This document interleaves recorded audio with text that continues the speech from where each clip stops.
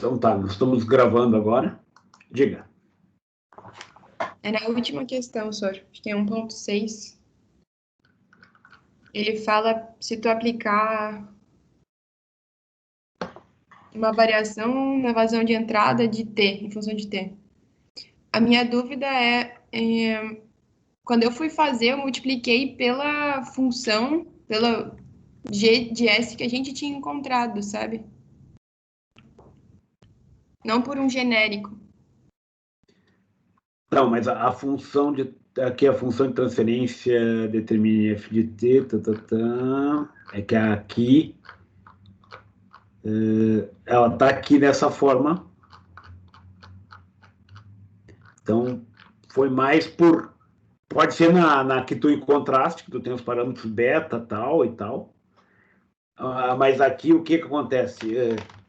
Se a pessoa, porventura, não chegou à expressão em si, ela pode seguir adiante e fazer com a forma genérica, né? Então, essa foi a ideia em si, né? Fazer com a forma genérica, envolvendo ali, então, esse formato aqui específico, né? Então, esse formato aqui, se eu aplicar, o ponto-chave se eu aplicar uma função que sobe com t, né? O ponto-chave é esse aqui, ó. Isso aqui vai dar 1 sobre s ao quadrado. Isso, então, mas... mas poderia ser em cima dos valores que tu encontrasse também. Não seria nenhum problema. É que aí, senhor, eu não entendi o que o senhor escreveu ali embaixo, porque para mim, quando eu tenho valores, o que eu fiz foi encontrar os polos e, tipo, saberia dizer que cara teria, né? Se ela diverge, se ela converge e tal, mas aí, nesse caso ali, eu não entendi o que foi feito. Ela vai divergir por causa desse termo aqui, que gera esse termo aqui, ó. Bom, aqui pede, determine ΔT para a função de transferência 1.2, quando a entrada é essa aqui, certo? Então, eu vou fazer aqui, ó, vou inserir uma folhinha.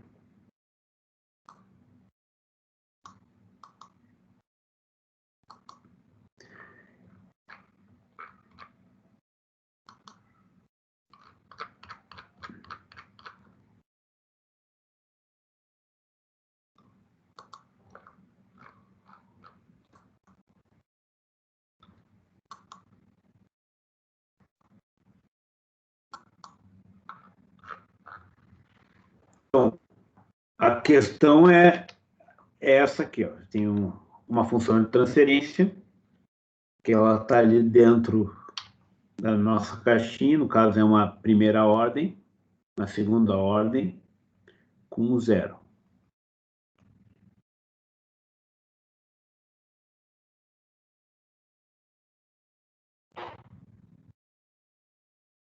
E, no caso, ela é perturbada com um sinal que cresce, que é o f de t. Então, é um sinal de entrada, ele é um sinal que é uma função, que é essa aqui. Esse é o f de t. F de t igual a t. A transformada de Laplace disso aqui é 1 sobre s ao quadrado. Isso vai gerar uma resposta que é ilimitada. Ou seja, se eu estou entrando com uma coisa ilimitada, estou gerando uma resposta ilimitada. Ela vai fazer uma coisa assim.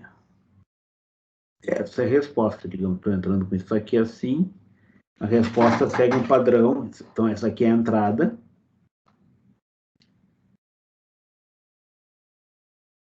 E essa aqui vai ser a saída. Ela é ilimitada, então ela não converge, ela diverge. Ela diverge porque a entrada diverge. Então, essa entrada aqui diverge, e pelo fato da entrada divergir, a entrada diverge, Isso implica na saída divergir.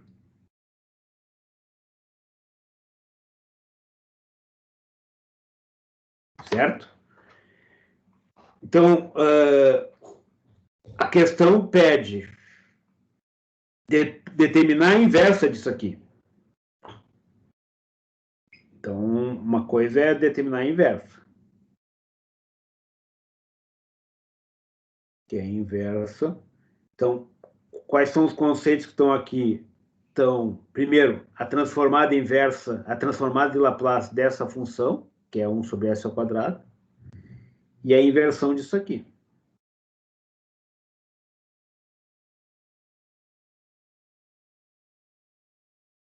Poderia ser para a função específica que você determinou, mas como se pede o item 1.2, o item 1.2 é essa função aqui.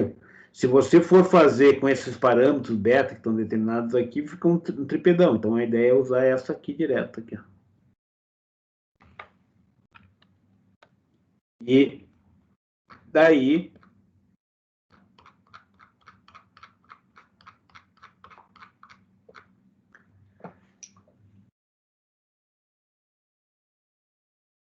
Aqui é 1 sobre s ao quadrado. E a inversa disso aqui é isso aqui. Ó.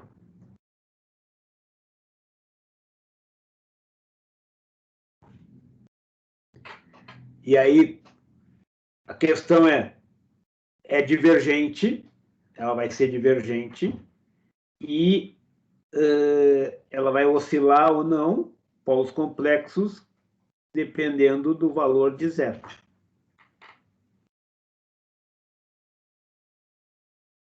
Que aí eu vou ter polos complexos. Então, se a resposta tivesse um zeta menor que 1, ela iria fazer alguma coisa assim, ó.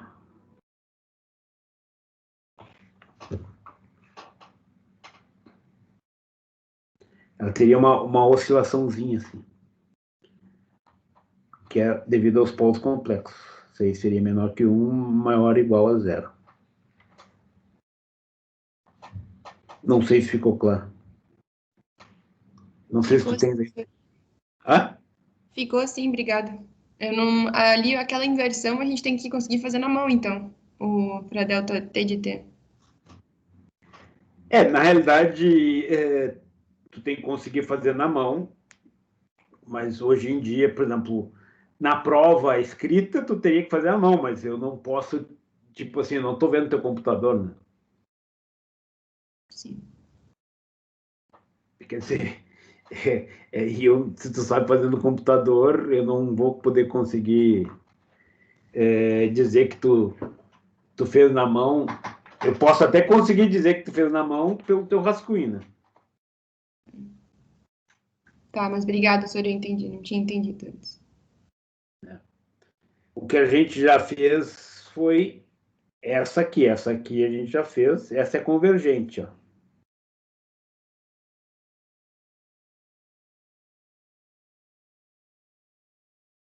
Se for um degrau, o degrau é o que normalmente a gente utiliza. Essa é convergente. Daí a resposta é convergente, que é aquela que nós normalmente utilizamos. Pode ser oscilatória, e assim o diabo a 4.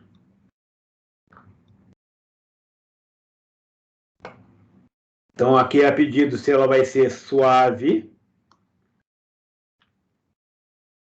ou oscilatória, e se ela vai ser convergente ou divergente. Divergente ela vai ser, com certeza. Quer dizer, mesmo sem fazer a inversão, eu consigo já dizer isso. Ou seja, essa parte de baixo aqui, da resposta, essa aqui, eu consigo dizer sem ter que fazer a inversão. Porque eu vou olhar os polos, e isso aqui, polos repetidos, gera o polinômio em t sem exponencial. Então, esse termo aqui. Na realidade, é esse t aqui, que é o quê? Que é a vacalha aqui. Alguma outra dúvida?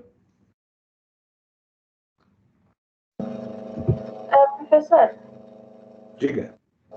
nessa prova aí ainda, eu, por exemplo, não consegui fazer a função de transferência da questão 2. Tem algum lugar que tenha ela explicada mais por extenso? Porque eu acho que é um pouco longa para pedir para tu fazer agora e não acho que seria legal ficar muito tempo. Mas eu não sei onde que eu me perdi para conseguir conferir. Não, eu não tenho nenhuma solução mais detalhada dela, não tenho, infelizmente não tenho. Eu tenho aqui. Eu tenho talvez em Maple, mas eu não tenho a solução mais detalhada. E talvez tenha aqui um equívoco devido a esse menos aqui que a gente teve discutindo a semana passada. Então, na verdade, eu tentei fazer ela na mão, e daí eu me perdi. Eu tentei fazer direto na calculadora, eu também não cheguei no resultado. Eu tentei fazer na calculadora com o sinal que estava no gabarito, e também não chegou no resultado. Eu vou te mostrar a solução, que é a seguinte. Ó. Quando você tem um sistema que é dessa forma, dx dt, normalmente é assim que a gente faz quando está com o sistema de equações. Isso aqui é a representação no espaço de estado.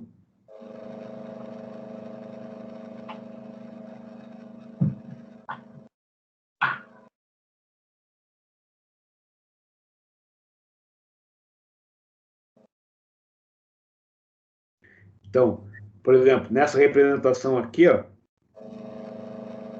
a matriz A seria essa aqui. Ó.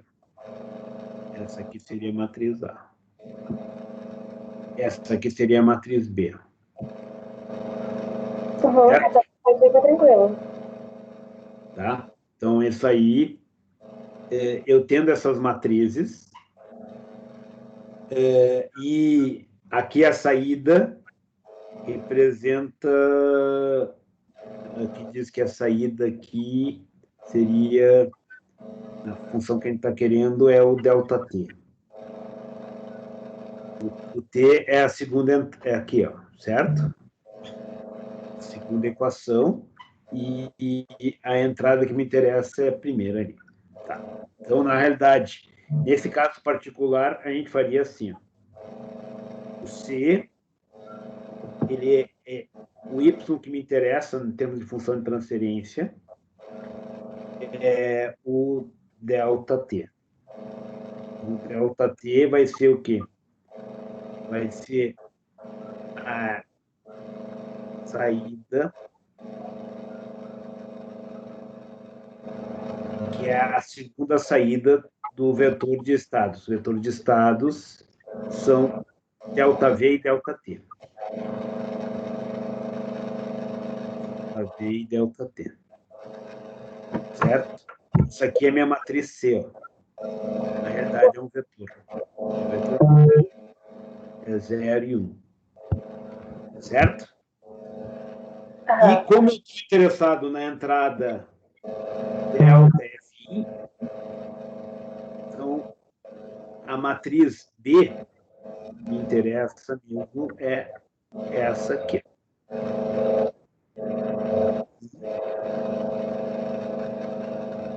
Menos 1 sobre 10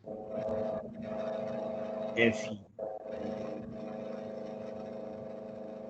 sobre K ao quadrado. Certo? Então, agora eu tenho a matriz D igual a 0.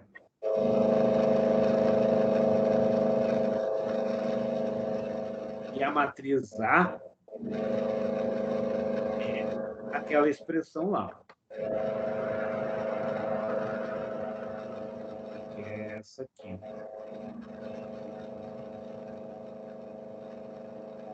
Essa aqui é minha matriz A. Eu vou copiá-la aqui.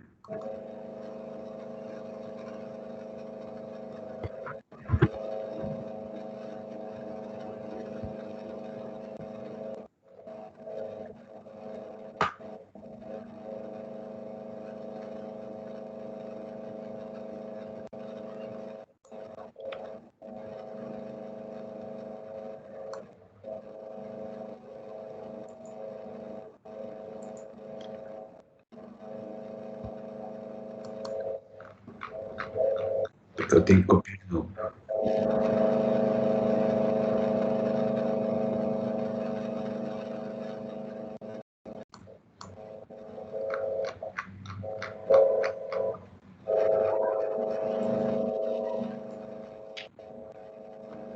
Essa aqui é a minha matriz A.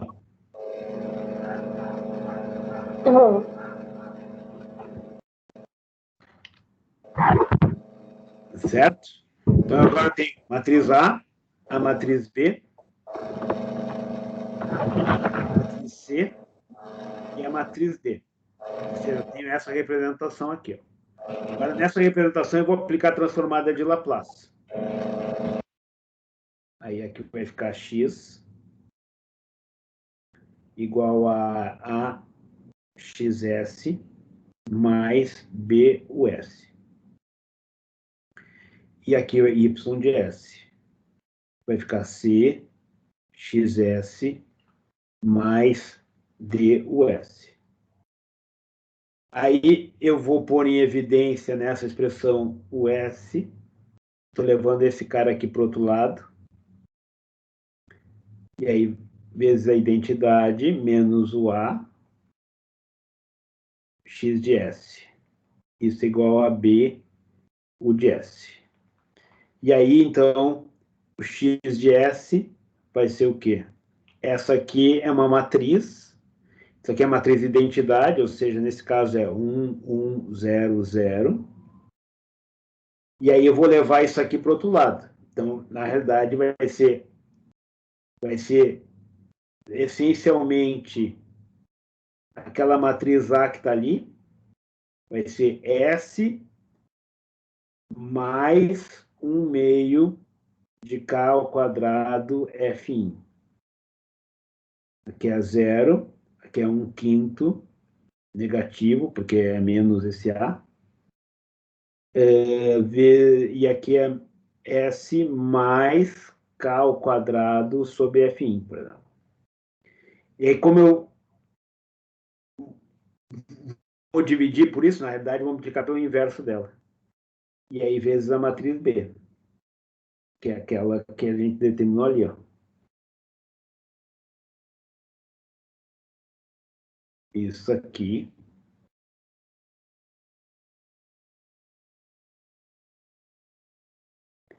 Isso aqui a gente faz no computador muito fácil.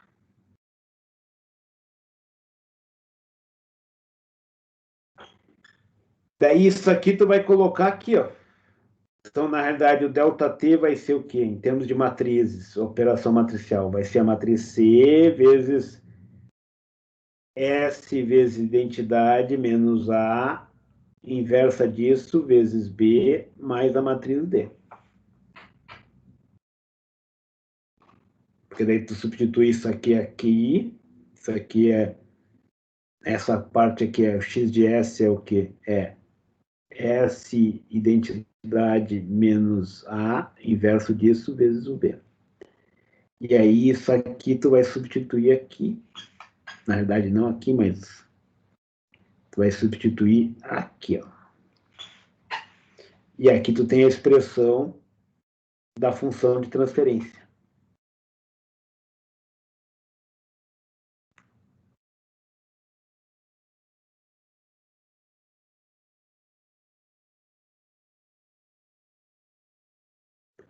Certo? O saquinho nessa história toda é que essa inversa aqui é complicadinha e tal, mas não tem necessidade de fazer isso aqui, sabe por quê? Fazer direto na função, porque como tem esse zero aqui, ó, teria que fazer isso se isso aqui não fosse zero. É substituir a expressão uma na outra. Aplica a transformada de Laplace nessa aqui de cima. E substitui ela abaixo. E substitui, é puro algebrismo, né?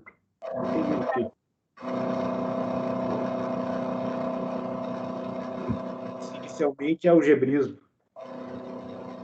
Se isso aqui não fosse zero, aqui observe que isso Isso é fácil de fazer na mão, porque isso aqui é zero. Então, aí eu consigo resolver a primeira equação substituindo a segunda. Se eu pegar isso aqui, ó, deixa eu ver se eu faço aqui.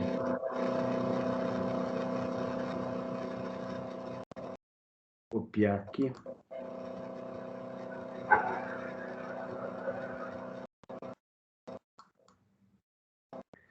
O que eu mostrei ali foi a forma genérica, tá?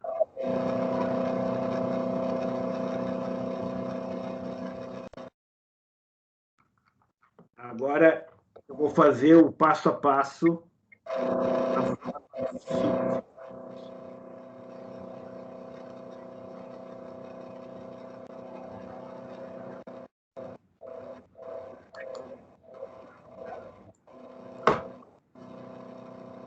Professor, mas acho que nem precisa, na verdade, fazer o passo a passo. Acho que eu entendi aqui onde é que eu fiz errado. Tá tranquilo. Se você quiser passar para a próxima questão, para não ficar muito tempo. Eu acho que tu fez assim, ó. Tu tem que fazer a transformada de Laplace, essa aqui tu vai fazer assim, tu tem que resolver a primeira equação ali, a primeira equação. Não, eu substituí o delta V. Eu só acho que me perdi nesse meio aí. Mas tá tranquilo. Essa aqui eu vou chamar aqui de A, ou de P1. E aí eu já levo para o outro lado.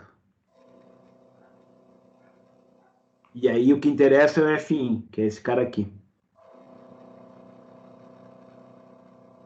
Aí isso aqui vai ficar transformado em Laplace, isso aqui é P1, delta V, igual a delta F1.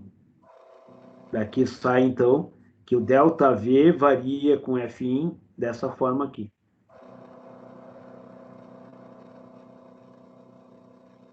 Aquela forma que eu mostrei ali, ela é genérica, mas eu não preciso usá-la porque esse cara aqui é zero. Então, agora eu posso ir para a próxima. A próxima é isso aqui, ó. Delta T, dt. Eu levo essa parte aqui para o outro lado. Vou chamar isso aqui de P2. Isso aqui vai ser igual a... isso aqui eu vou chamar de V vezes o delta V mais o C vezes delta F. E agora eu vou substituir aqui, ó. Então, isso aqui vai ficar S mais P2, delta TS, mais B, 1, S mais P1. E aqui, mais C, delta F1. Quer dizer que agora eu tenho a função de transferência, que vai ser, então, B mais C vezes S mais P1, divididos por S mais P1, S mais P2, vezes delta F. Certo? Então, esse A, B, C e D vem dali, ó, das expressões que a gente obteve, tá? E aí, na hora de determinar o ganho, tu vai fazer, isso aqui eu vou chamar de G1S. E eu tenho um G2S, que é aquele formato que eu quero lá. G2S é essa aqui, ó, esse formato aqui, ó.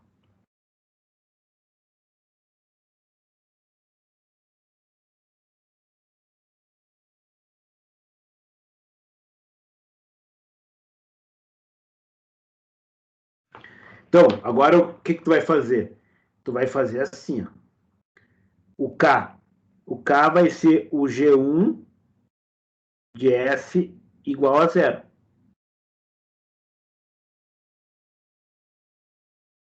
Então, o K vai ser B mais CP1 sobre P1 vezes P2. Esse é o K. O beta vai ser menos 1 sobre Z. O Z é o quê? B mais CZ mais P1 igual a 0. Então, daqui sai que Z vai ser igual a menos B sobre C menos P1.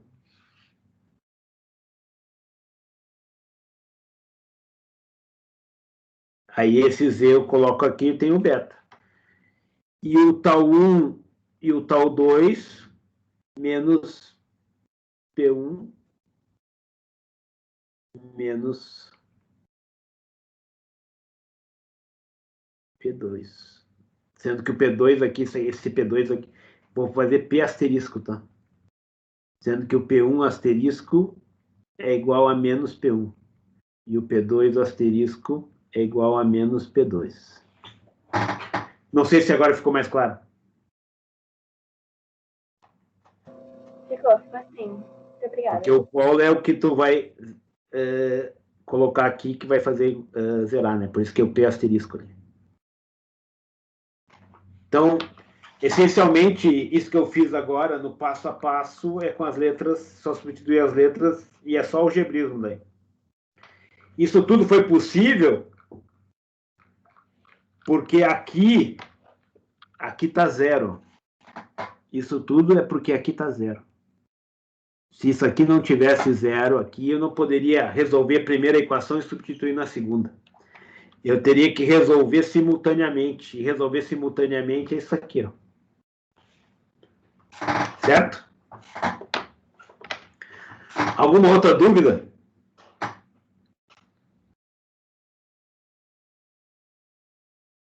Alguma outra questão, curiosidade?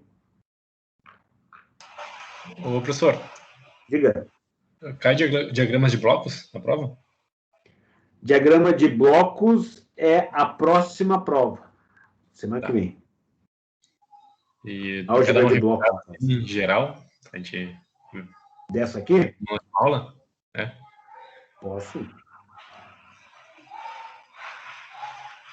Então, aqui a gente começou, a primeira coisa que nós vimos aqui foi o conceito de função de transferência com uma equação só. Então, isso aqui é o que caiu no teste 1. Uma equação diferencial gera uma função de transferência de primeira ordem. Quando eu tenho duas equações diferenciais, aqui é um exemplo de duas equações diferenciais, ao surgimento do quê? Ao surgimento de um sistema de segunda ordem. Então, aqui está ilustrado por um sistema de um tanque de mistura.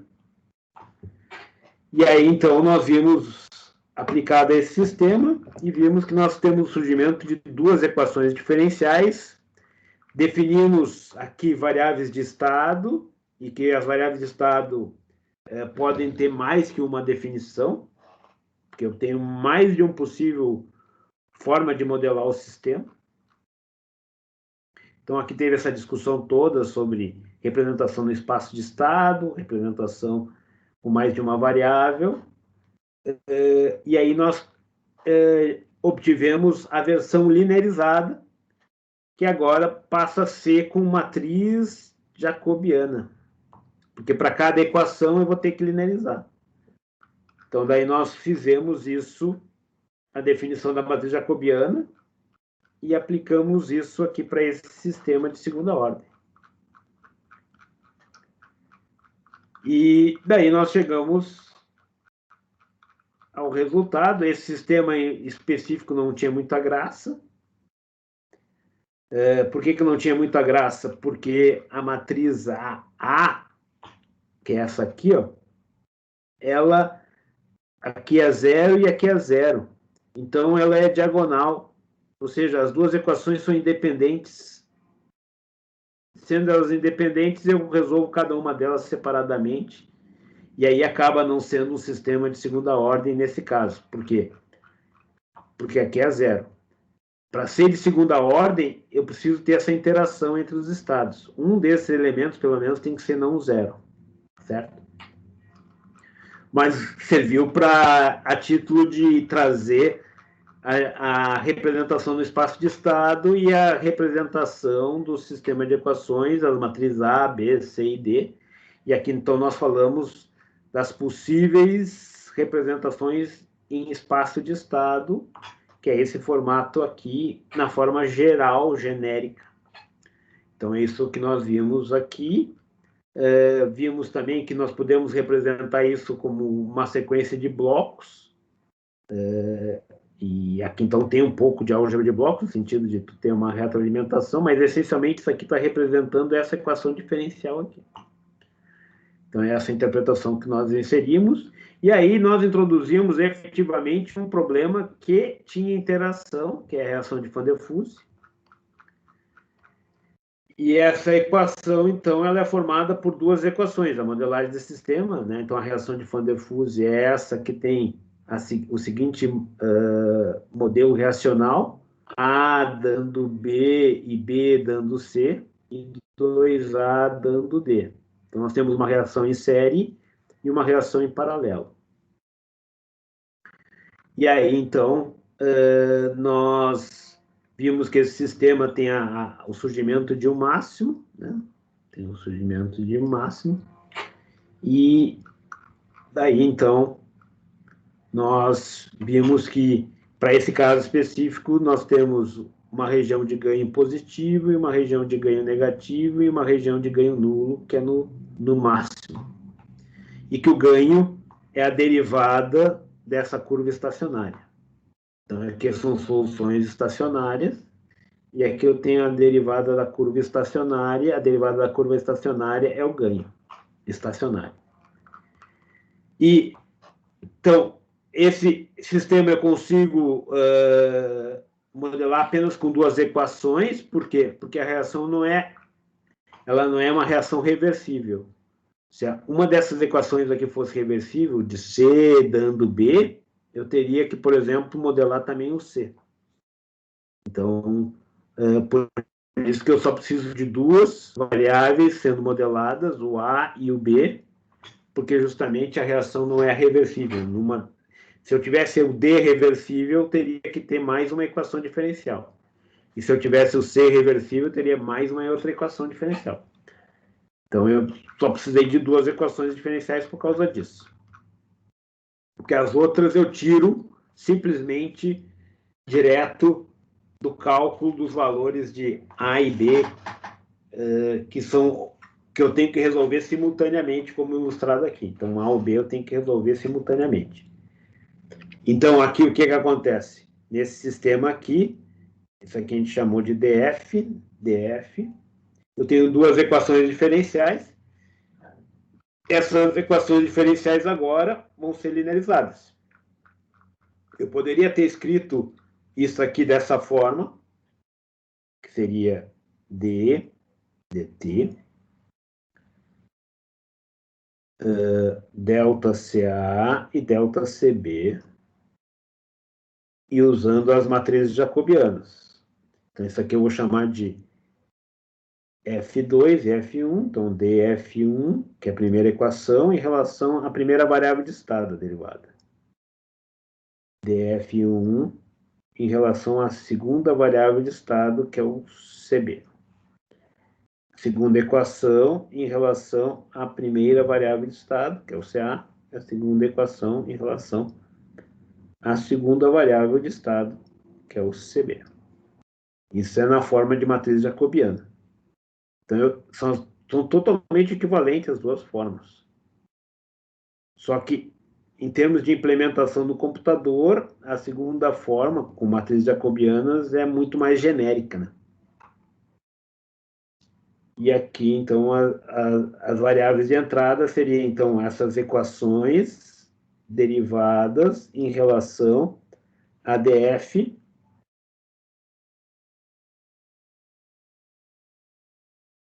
e a cin, que são as duas entradas.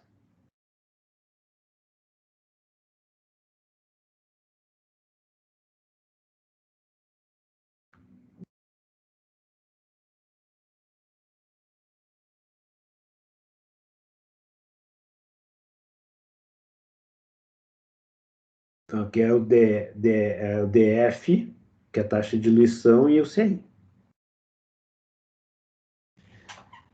Se eu pegasse isso aqui e multiplicasse, eu vou ter exatamente o que eu vou escrever ali embaixo, que é a forma com que nós fizemos. Esse aqui multiplicado por esse aqui multiplicado por esse somado. Então, às vezes, se você tem medo de jacobiano ou coisa parecida, você pode fazer assim. Que é totalmente equivalente.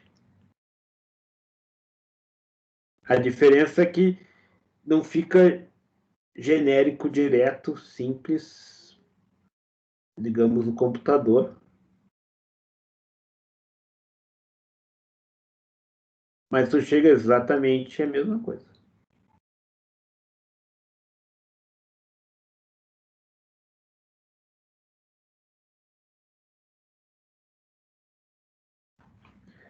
E a mesma coisa na outra equação.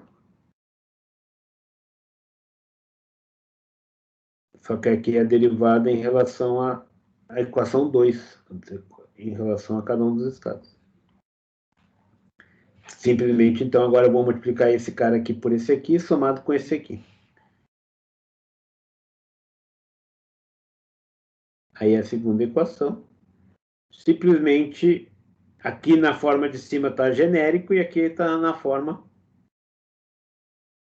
já multiplicada. E foi essa forma multiplicada que nós resolvemos a equação de Van der Waals. E é isso aqui que a gente fez naquele exercício que eu comecei a resolver com vocês, que eu fiz com vocês há pouco. Já na forma já multiplicada, porque quando eu tenho, por exemplo, um dos elementos dessa matriz igual a zero, por exemplo, se eu tiver um desses elementos igual a zero, eu consigo resolver e substituir na outra. Então, é assim que estava a resposta da questão. Então, isso que eu escrevi aqui em cima, aqui está na forma matricial e aqui na versão simplificada, que é simplesmente a multiplicação. A partir daqui, nós resolvemos usando a segunda forma. E aí calculamos as derivadas das expressões. A mesma coisa para o CB e para o CC. Aqui e tal, igual, tudo igualzinho. E na hora que a gente vai querer a função de transferência de DF para CB, não me interessa o CAIN. Por que não me interessa o CAIN? Porque o CAIN é uma variável de entrada independente do valor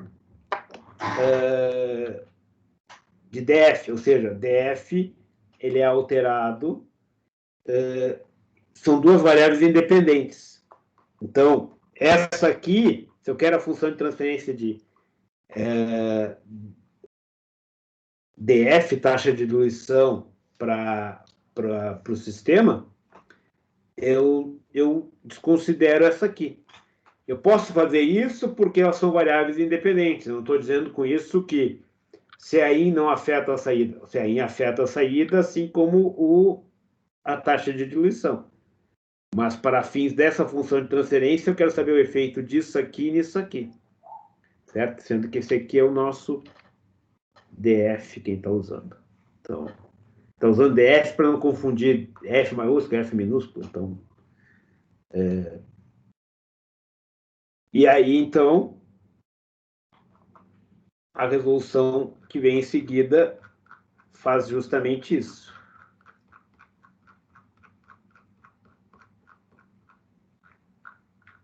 E a princípio... daí eu acho que a gente fez no exercício isso. Ou seja, aqui, a parte que vem aqui vai ser justamente a transformada. Eu pego ΔCA, coloco do caso de K, e isso aqui eu chamo de P1, por exemplo. Posso chamar de menos P1 também. No caso, eu chamei de P1. P1. Isso aqui, P1 vezes CA, delta CA. Quando eu aplicar a transformada de Laplace, ou seja, esse termo que tem o CA eu levo para o outro lado. E tudo que não tem CA eu deixo do lado de cá. Mas como aqui é zero, então só vai ficar. E eu desconsiderei esse termo aqui, porque isso aqui é independente disso aqui. Então, só por isso que eu estou desconsiderando isso. Daí, então, aqui só é a primeira função de transferência. Que apliquei a transformada de Laplace, que nem a gente fez no exercício aqui. A derivada vai representar, vai ser substituída pelo S mais P1, já põe em evidência a transformada de Laplace. Agora, isso aqui é uma variável em função de S. CAin menos CA, SS delta DF. Isso, se não me engano, a gente fez passo a passo no exercício. No exercício, eu fiz isso, no exercício, que eu teria que abrir o exercício, mas lá tem o passo a passo disso aqui.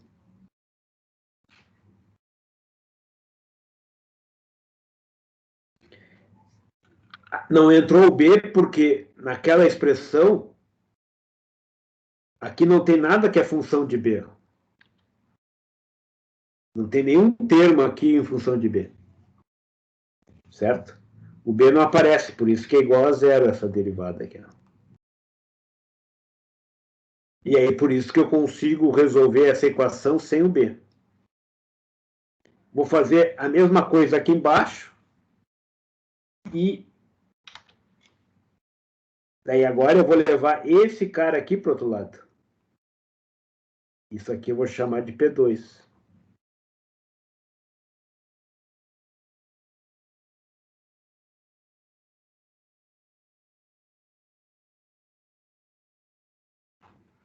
P2, isso aqui. E tudo que não é P2 fica do lado de cá.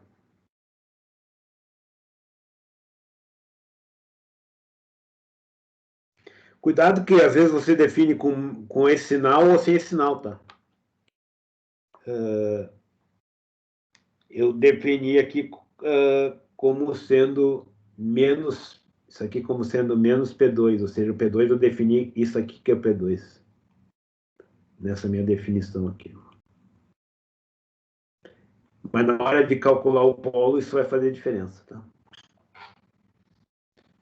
E daí menos, quando passou para o outro lado, ficou mais. É só um detalhezinho, mas às vezes o sinal vai fazer toda a diferença. E aí que entra aquela historinha, né? Vou pegar aqui, vou substituir aqui, e aí que vai surgir a função de segunda ordem. Esse eu não posso menosprezar, porque o DF afeta CA. Então, CA é função ou está correlacionada ao DF. Então, eu não posso perder essa função. Não posso perder a substituição daquela equação. E aí vai ficar igualzinho aquele exemplo que a gente estava resolvendo. P2 delta CB.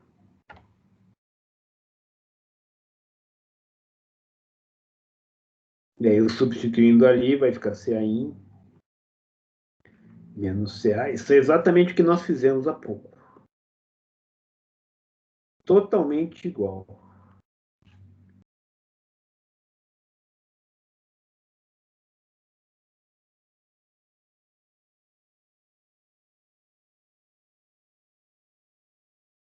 Porque daí eu peguei essa função aqui, que é função do DF, e substituí ali, e agora é só rearranjar que nós chegamos a esse resultado aqui. Nesse rearranjo, isso aqui está passo a passo no exercício que foi feito. Aí a melhor coisa a fazer é fazer K, que é o G de zero, S igual a zero, O beta vai ser menos 1 sobre o zero, que é a raiz do numerador. E o tal 1 vai ser menos 1 sobre o polo. O polo é o polo asterisco, que no caso específico vai ficar 1 sobre P1, como eu defini. E o tal 2 vai ficar menos 1 sobre P1 asterisco, que na realidade vai ficar 1 sobre P2, certo? Só porque eu defini aqui aqui no caso não defini dessa forma com negativo, tá? Tudo bem. Mas aí eu teria que ter colocado negativo aqui, né? Então isso aqui é menos P1 e aí está resolvido o problema. Certo? Então isso aqui é igualzinho àquilo que nós fizemos naquele outro exercício. E é melhor fazer desse jeito do que tentar fazer, rearranjar e dividir e tudo mais. Se tu for fazer, rearranjar, dividir e tudo mais, a chance de tu dar com os burros na água é muito grande. Então, melhor é fazer assim. Assim é muito mais simples.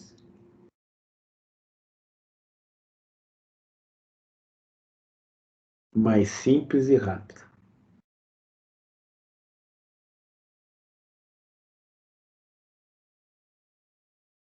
E eu só pude fazer essa substituição justamente porque um dos termos era igual a zero. Se eu não tiver um dos termos igual a zero, eu sou obrigado a resolver os dois simultaneamente. É um sistema de equações, daí fica meio saquinho para resolver no MOOC. Aí eu vou resolver daquele jeito que a gente comentou ali, que numericamente não faz diferença nenhuma. Que é esse aqui, ó.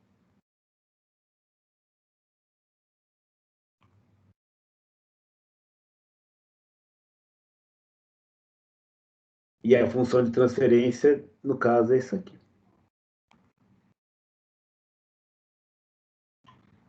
Certo? Então, nós vimos isso, vimos que esse sistema tinha a troca de sinal. Por que ele tinha troca de sinal? Porque o zero trocava o sinal. Aqui, o zero, que é a raiz do numerador, o zero é o menos 1 sobre beta. Então, a função genérica ela está com esse formato aqui.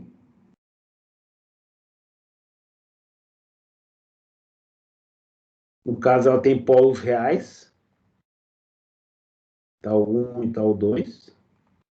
E isso aqui, eu posso escrever também dessa forma aqui, ó. Um K asterisco, e aí eu tenho S menos o zero. S menos o polo 1, para não causar confusão, é o P1 asterisco, S menos o polo 2, P2 asterisco. E o ganho disso aqui é o quê? G de S igual a zero. Então, o ganho, que é a derivada da solução estacionária, vai ser o K asterisco vezes menos o zero, menos o polo 1 e menos o polo 2. Esse ganho, esse aqui é o ganho da função de transferência, que é a derivada da curva estacionária.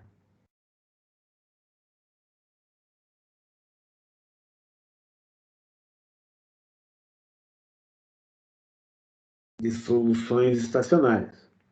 Mas as soluções estacionárias em que eu tenho aqui no eixo a variável de entrada que me interessa e aqui na saída a variável de saída que me interessa. Certo? E essa derivada ela pode mudar de sinal.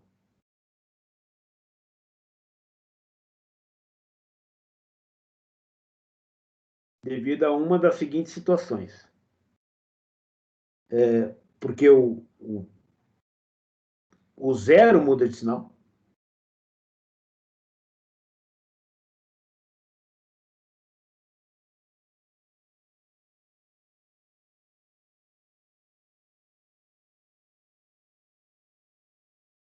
Ou seja, se o zero mudar de sinal, esse cara mudando de sinal, esse muda de sinal. É o caso do Van der Fuse, ó. Estão vendo aqui, ó. Aqui eu tenho o zero, aqui está o zero. Essa é a curva do zero. Essa é a curva do Z. Desse cara aqui, ó, do Z. O Z positivo e aqui o Z negativo. O valor de Z está do lado de cá.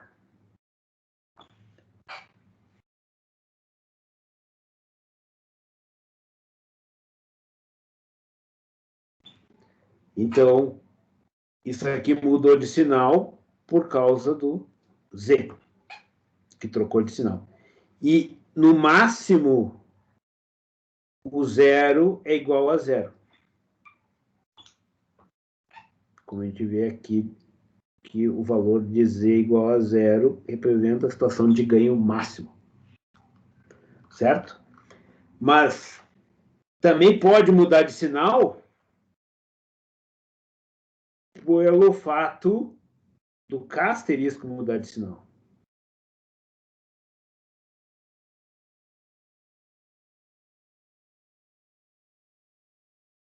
K asterisco não é o ganho, tá? K asterisco, porque simplesmente, se eu olhar isso aqui, por que nós normalmente escrevemos a função de transferência dessa forma aqui? Porque eu fazendo S igual a zero, nessa forma, eu automaticamente tenho o valor do ganho, porque S igual a zero, isso aqui é zero, isso aqui é zero, isso aqui é zero, automaticamente o valor do ganho é o K aqui. Já nessa forma, que é representando S menos o zero, S menos o polo 1, S menos o polo 2, o ganho vai ter que ser dado por essa expressão, fazendo S igual a zero, é igual, né, nesse sentido, porque as duas expressões têm que ser iguais para qualquer valor de S, mas o ganho está associado com S igual a zero pelo teorema do valor final. E aí, então, esse K e esse K asterisco são diferentes. Certo? O K é essa multiplicação toda aqui, e o K asterisco simplesmente está relacionado ao K, mas não é o K, certo? Então, por isso que a gente colocou o K asterisco ali. Aqui embaixo seria asterisco também. Porque aqui é o asterisco. Tá? Então, esse K ele pode mudar de sinal, porque o K asterisco mudou de sinal. E a terceira alternativa de levar a mudança de sinal é o caso do polo mudar de sinal. Quando a função ela vira instável. P asterisco, P1 ou P2, normalmente é um só que muda de sinal. Muda de sinal.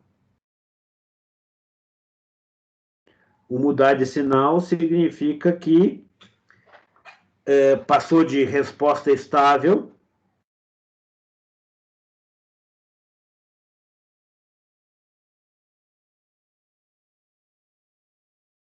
para instável. Isso é o que acontece no bioreator. No bioreator, o padrão de soluções estacionárias é esse aqui. Eu tenho um substrato, por exemplo, e aqui digamos, a taxa de diluição. Tudo estacionário. O washout é a situação que não tem biomassa. Então, o que entra de substrato é igual ao que sai de substrato. Aí nós temos uma solução estável, tem um padrão assim, e um ramo instável, que é um padrão assim. Essa linha pontilhada aqui é a solução. Isso aqui é o chamado washout. Washout, que é a lavagem.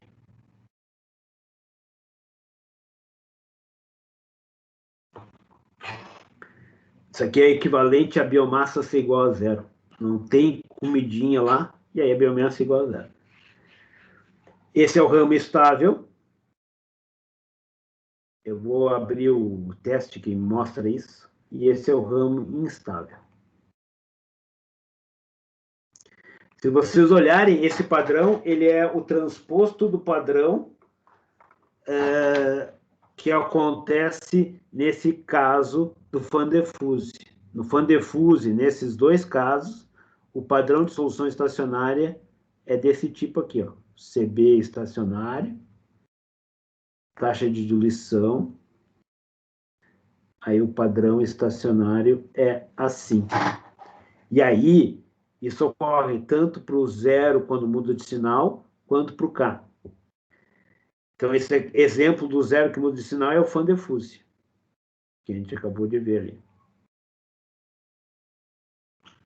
E o K mudando de sinal é a reação reversível A dando B, B dando A, em que a temperatura, no caso, é a variável manipulada. Então, a temperatura do reator, que vai afetar o equilíbrio, e aqui é o CB estacionário.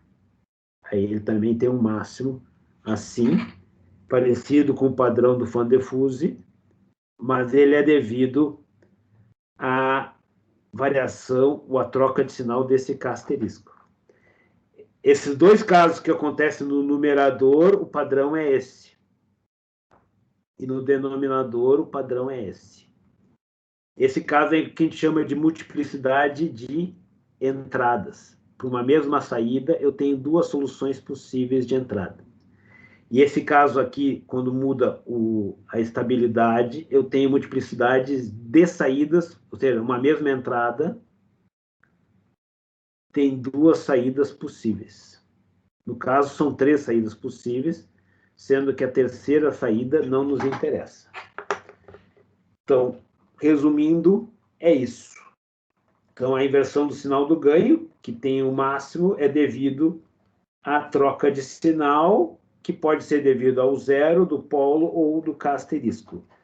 Isso em um teste, vou abrir um teste aqui que mostra isso. Nós fizemos um teste com a reação, o exercício foi com a reação de Van der Fuse, e esse aqui é um teste, vou abrir aqui,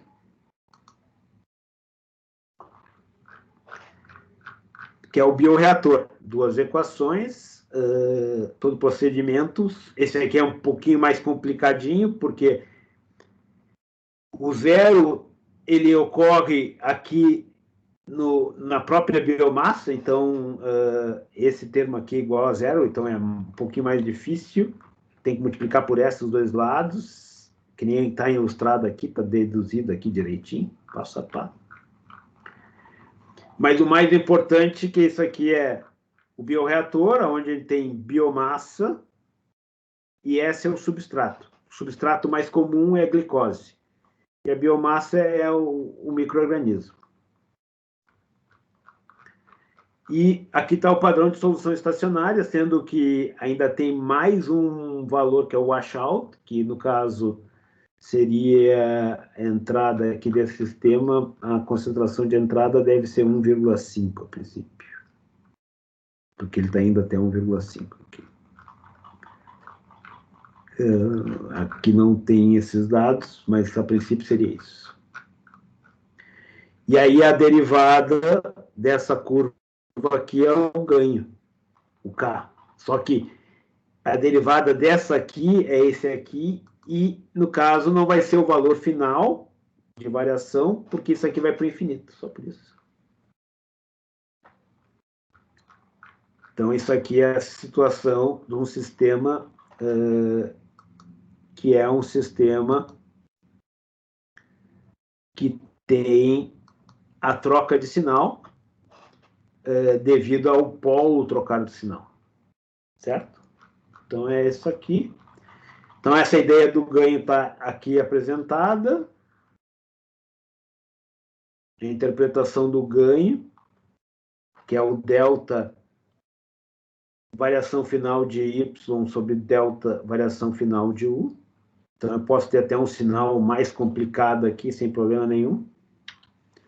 O que interessa, em termos de ganho estacionário, é depois que estabilizou aqui, o quanto isso aqui tem de entrada e quanto isso produziu na saída. O ganho pode ser negativo, o ganho pode ser menor que 1. Então, normalmente não precisa ser algo obrigatoriamente positivo, certo? Depois nós generalizamos o conceito para o domínio da frequência, ou seja, nós pegamos aqui e obtivemos a interpretação do ganho estacionário, que é o teorema do valor final, né? E agora aqui nós pegamos esse conceito, que seria o ganho estacionário, e generalizamos o conceito do ganho dinâmico. Uma ideia poderia ser, em cada instante de tempo, eu ter um ganho diferente, mas isso não é o que a gente faz o domínio da frequência, e aqui surgiu a ideia do domínio da frequência. Em lugar de S, substituir por J ômega, ou seja, generalizando o conceito de ganho. E aí nós introduzimos a resposta no domínio da frequência. Entrando no sinal senoidal, sai um sinal senoidal que tem mesma frequência do sinal de entrada. A parte inicial da resposta, que é transiente, eu não considero ela e fico só com o padrão permanente. Para obter a resposta no domínio da frequência, é só substituir na função de transferência o S por J ômega. Então, se eu fizer isso, eu consigo, então, automaticamente, então, substituir e obter a resposta no domínio da frequência. Então, esses 3 passos, pego a função de transferência, substituo por S por J ômega, depois eu represento com par real e imaginário. Se eu plotar isso aqui direto, eu vou ter o diagrama de Next, que depois nós vamos usar. E se eu calcular em coordenadas polares, razão de amplitude e defasagem, eu vou ter, então, o diagrama de Bode. Aqui está ilustrado o diagrama de Bode construído.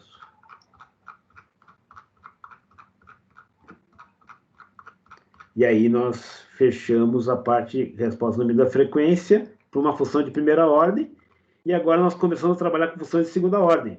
Lá na Van der Waals já era uma equação de segunda ordem, mas aqui nós estamos recapitulando as formas de funções de segunda ordem. Pode ser sistemas de primeira ordem em série, aí nós vamos ter só polos reais.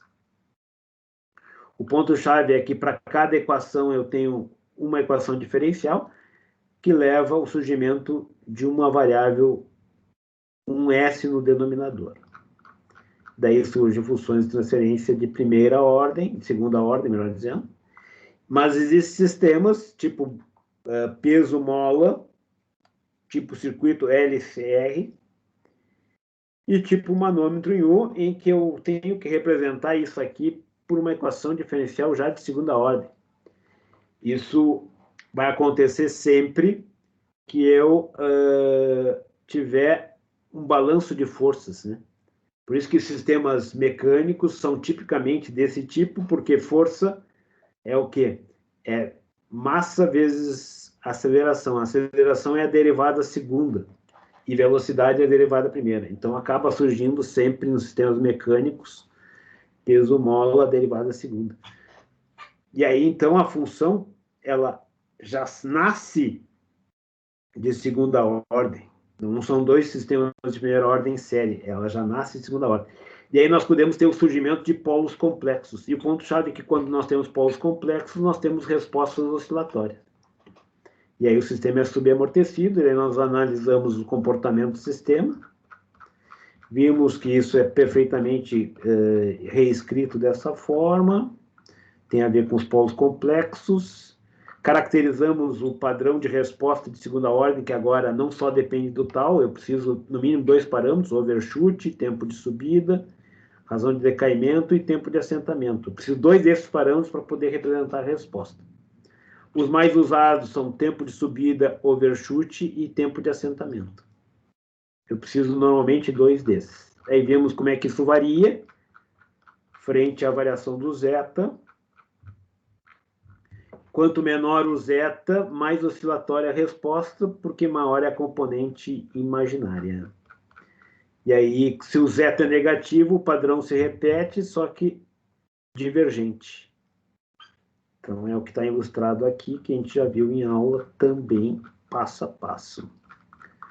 E aí fomos adiante, vimos expressões para o overshoot, analisamos o efeito do zeta, fizemos a variação do tempo de assentamento frente ao zeta. A expressão do período tem a ver com o polo, então isso aqui já vem direto daqui, então esse período é o período da oscilação, isso tem a ver com a parte imaginária do polo, escrito dessa forma, tal, a gente tem a relação do período. Fizemos a resposta no domínio da frequência, ou seja, para uma função de segunda ordem, é só substituir S por J ômega e fazendo todos aqueles 3 passos. E aí, vimos que, nesse caso específico, se aqui tem overshoot, aqui também posso ter overshoot. Só que a expressão para overshoot ela é um pouco mais restritiva. Para ter overshoot no domínio da frequência, o zeta tem que ser menor que 0,7. Isso simplesmente representa, o overshoot aqui é derivada igual a 0 da razão de amplitude, que daí eu tenho um ponto de máximo, né? Daí que vem a ideia, derivada igual a 0, porque eu vou ter um ponto de máximo. Eu vou ter um ponto de máximo quando a derivada da razão de amplitude em relação à frequência for igual a 0, quer dizer que eu tenho um ponto de máximo.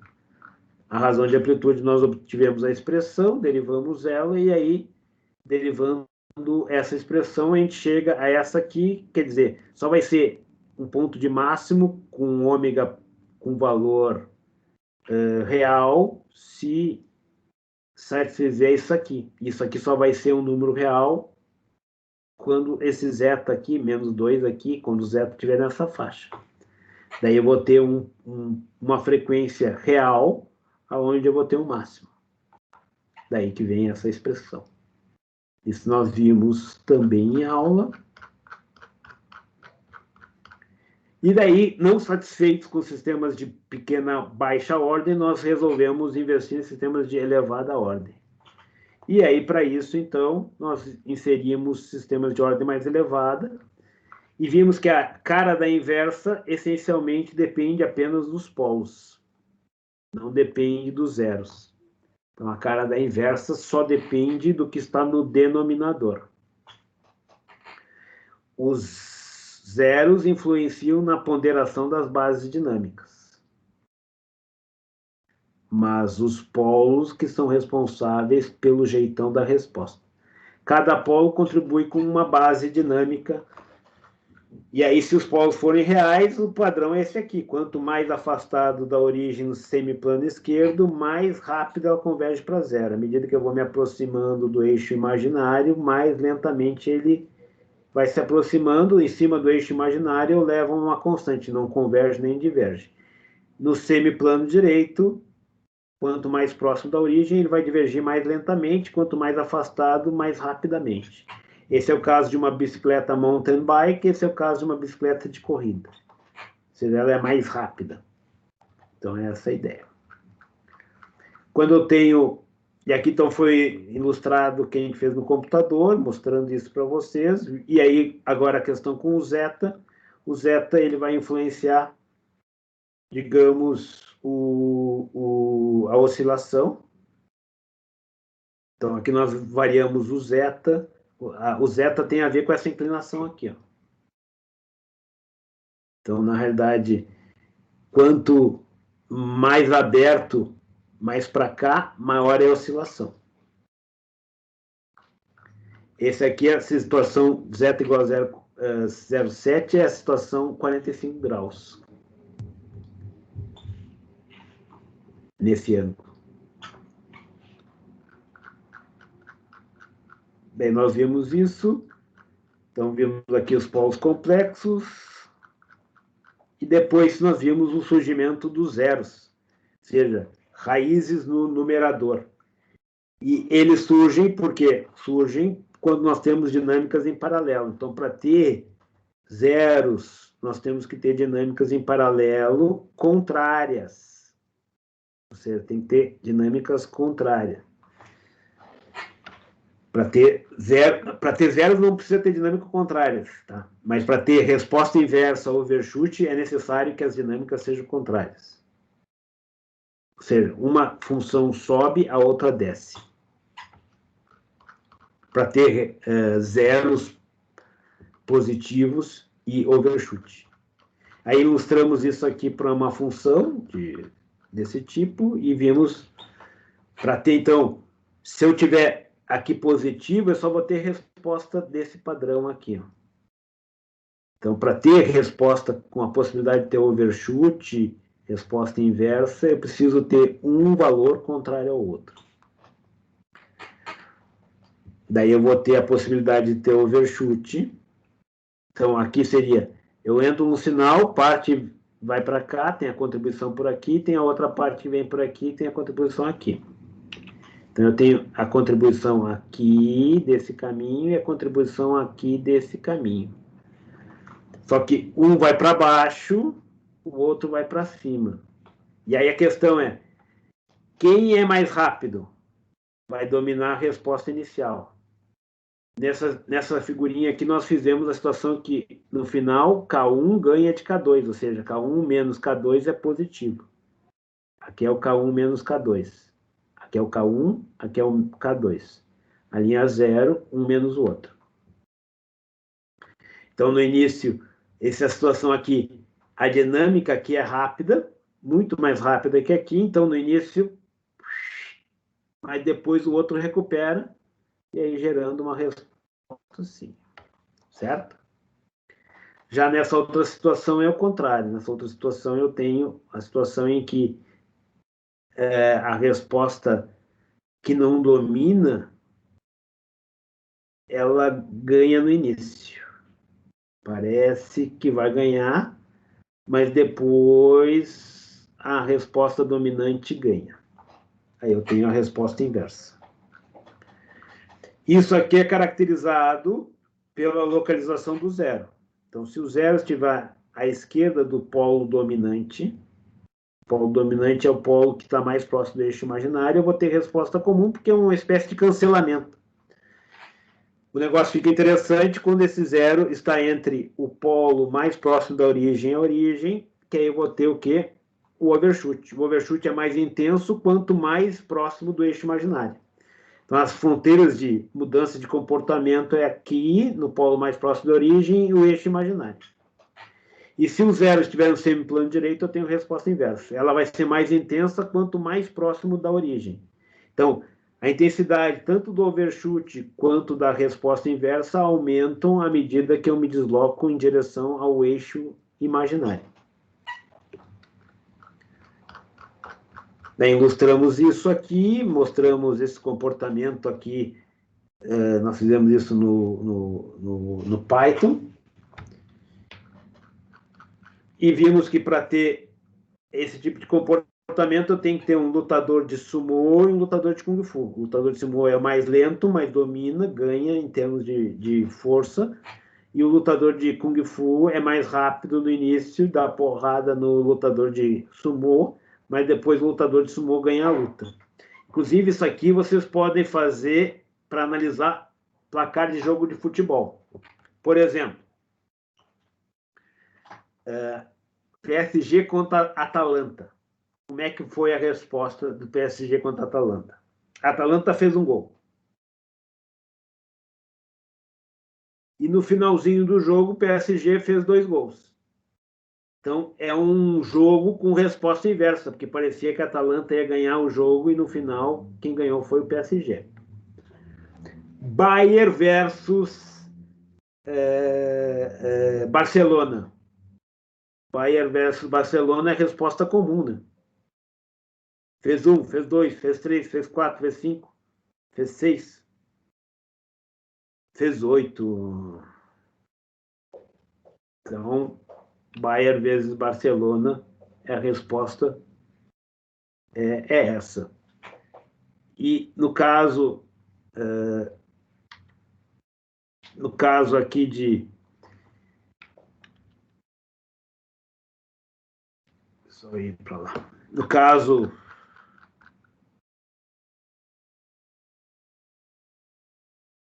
Enfim,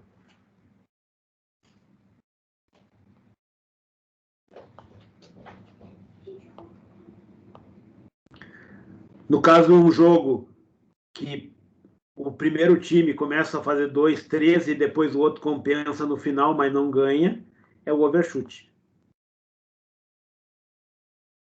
É o caso do overshoot, por exemplo. O time faz 3 gols no início. Então parece que ele vai ganhar de goleada. Depois o outro time faz 2 gols e o resultado é diferença de 1 gol. Então, na realidade, isso aqui vocês conseguem fazer uma análise do placar do jogo e da emoção do jogo baseado na localização do 0. Por exemplo, hoje tem jogo Grêmio e Caxias. Como vocês acham que vai ser o placar do jogo? Como vocês acham que vai ser a dinâmica do sistema? Vocês acham que vai ser resposta comum? Vocês acham que vai ser overshoot? Ou vocês acham que vai ser resposta inversa?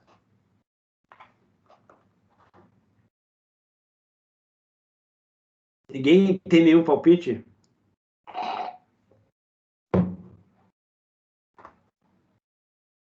Por exemplo, se o Grêmio fizer 2 gols no início e o Caxias descontar no final, vai ser overshoot. Se o Caxias fizer 1 gol e o Grêmio, lá no final do jogo, fizer 2 gols, vai ser resposta inversa. Ou o contrário, pode ser o contrário. Certo? Alguma dúvida? Então, sempre que eu tiver uma dinâmica contrária à outra, eu vou poder ter justamente o surgimento desses 2 comportamentos aqui, overshoot e resposta inversa. Senão é só resposta comum.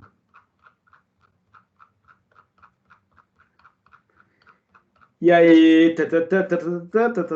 e no fim aqui a reação de o biorreator, certo? Aqui é a reação de reversível, essa é chamada de reação de Economos, que é o que tem responsável por alterar o K asterisco. E aqui é aquilo que eu já tinha escrito para vocês, do que pode levar à inversão do sinal do ganho. E com isso nós terminamos o material desta avaliação. E aí eu me coloco à disposição de vocês, caso vocês tenham alguma dúvida. Se vocês não tiverem nenhuma dúvida, eu desejo a todos uma ótima noite. Mas agora estou à disposição de vocês. Diga. Eu tenho uma dúvida a respeito dos testes antigos. Eu vi ali que apenas um, né, ele abrange a matéria que a gente está vendo ali. Os outros já observe que a gente fez uma série de exercícios que envolve, por exemplo, funções de segunda ordem, localização dos polos, respostas, tem vários testes. Deixa eu ver aqui. Isso, eu ia chegar aí, né? Eu vi que nos exercícios que a gente fez em aula, eu estou estudando por ali. Eu vi que, inclusive, numa resposta de um exercício, o senhor botou, né, um teste antigo ali na continuação.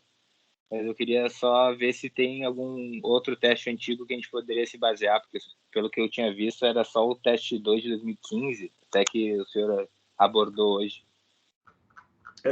Tem aqui uma série de exercícios nessa apostila também.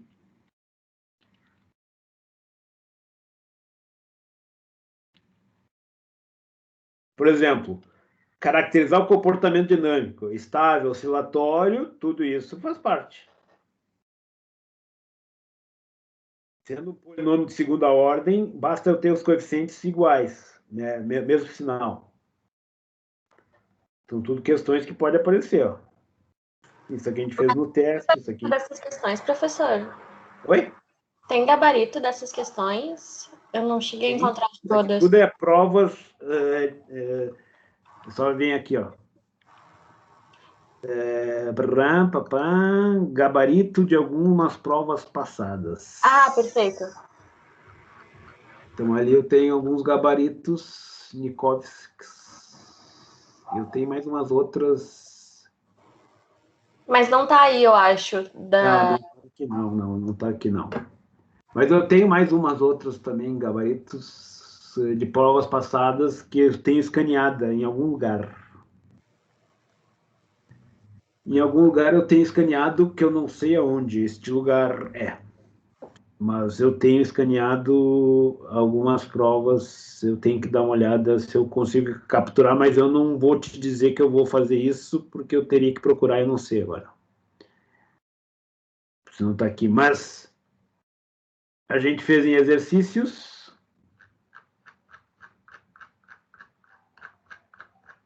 E é isso, né?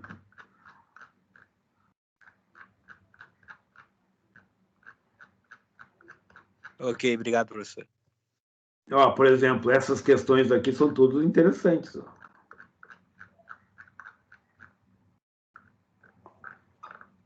Eu vou ver se eu encontro o gabarito, mas não posso garantir que eu tenho. Porque se eu tivesse gabarito fácil, eu já teria colocado. Eu me lembro que eu fiz, é que antes eu fazia no papel o gabarito e tinha o gabarito no papel. Depois eu comecei a fazer no tablet. E daí as que eu tinha no gabarito no papel, eu tirei umas fotos, escaneei, alguma coisa assim, então.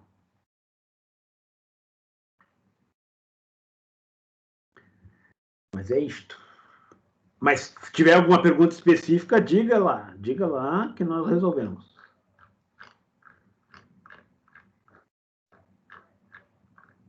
A historinha toda é essa aqui, ó, por exemplo, critério de estabilidade, isso aqui pode ter resposta inversa. Resposta inversa tem a ver com zero.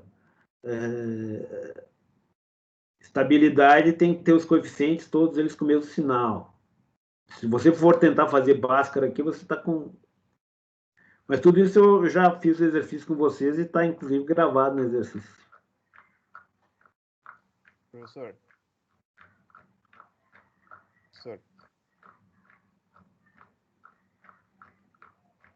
Tranquilo? Professor. Mais alguma questão?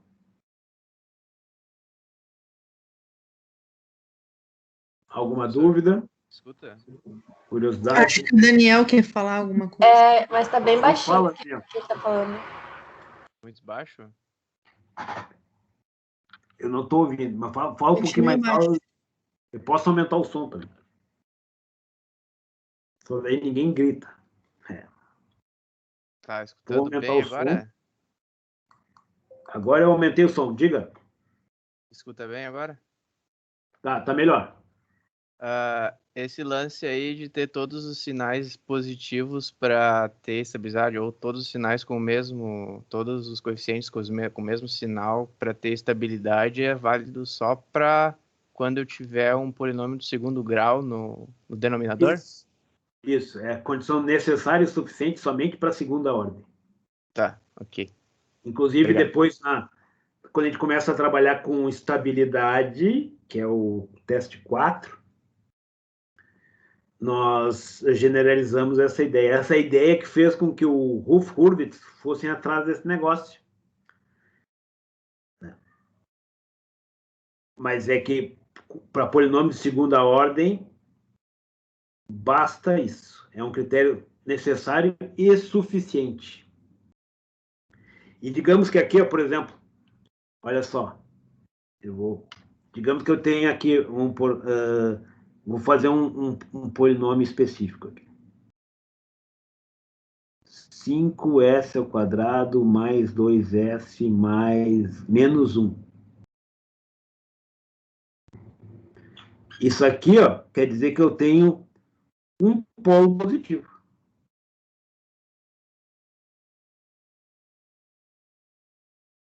Eu tenho uma das raízes positivas. Agora, isso aqui, ó,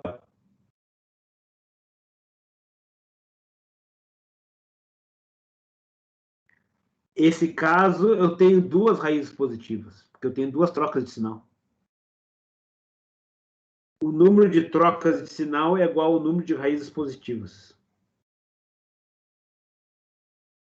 Então, aqui eu tenho dois polos positivos.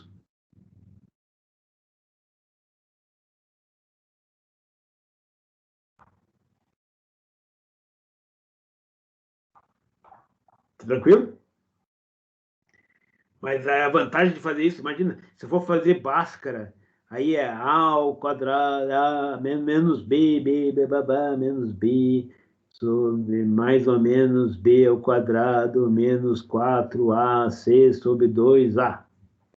Encontrar um critério disso aqui é muito mais difícil do que fazer isso aqui, ó. A1 vezes A2 maior que zero, 2A1, A2 maior que zero. Por quê? Porque o 1 aqui, né?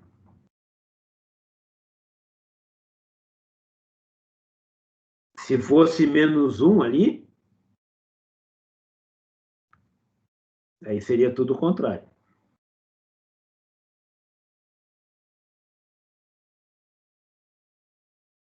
Aí, nesse caso, seria 2A2 menor que zero, A1 vezes A2 menor que zero. Mas observe, normalmente a gente faz com positivo, porque esse seria tudo negativo. Eu ponho um negativo aqui no ganho. E aí eu posso pensar tudo como positivo. Deu para entender? Macetes de verão. Alguma dúvida ou foi rápido demais? Tudo certo, professor. E aí a resposta inversa tem a ver com esse cara aqui de cima. O zero é o quê? O zero é menos 1 sobre B sobre A1. E aí vem toda a historinha daí.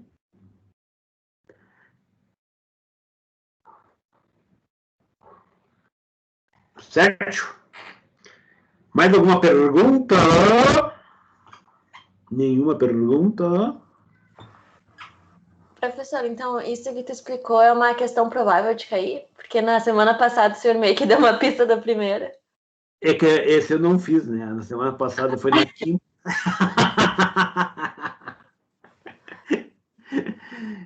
Na quinta eu já tinha feito, quer dizer, já tinha feito. Na realidade, eu terminei de fazer foi na sexta, mas na quinta eu já tinha feito o esboço da questão, né? Ah, sim. Na sexta eu aprendi a usar o formulário aquele e tal, e aí. Mas agora já aprendi, já estou por dentro do negócio. Então, quer dizer, essa vez eu consigo fazer a prova mais rápido. Mas eu peguei essa aqui porque a gente estava falando, não analisei essa questão em si, mas todas as questões vão ser coisas assim, né? Análise do comportamento dinâmico. Então tem que analisar o zero, a localização do zero, aquela historinha toda. Isso, com certeza vai cair uma coisa assim, ó.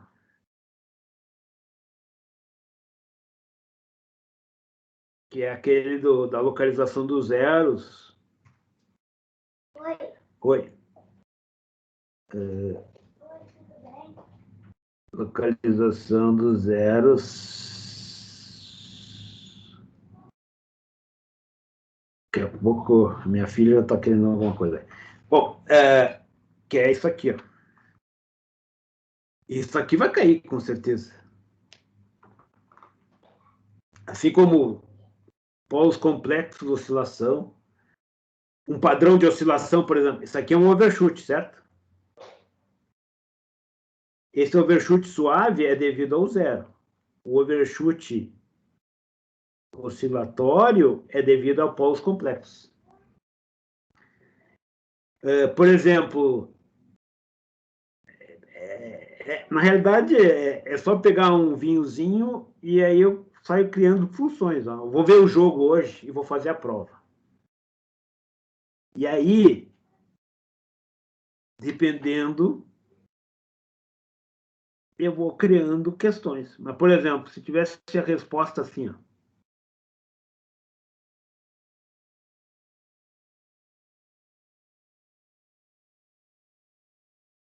Caracterize essa resposta.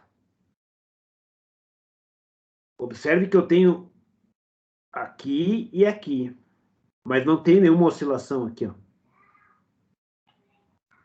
Isso é a situação em que eu tenho, no caso, zeros aqui, ó. Tenho 2 zeros. Isso é um overshoot devido aos zeros. Se fosse devido a polos complexos, eu não quero rabiscar muito aqui, porque como isso aqui é a apostila que eu gravei, então eu quero ter uma referência. O devido ao polos complexos, ele vai sempre oscilando até o final.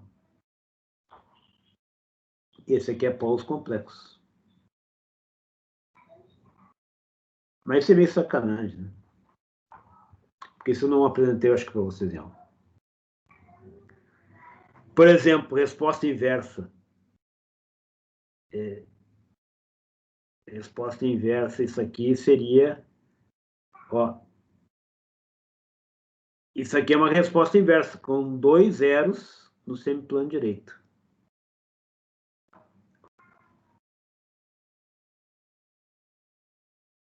Que é o número de vezes que ele troca de vai e vem. Né? É sacanagem, né? Não sei. Agora você já sabe, né? Posso perguntar. Alguma dúvida?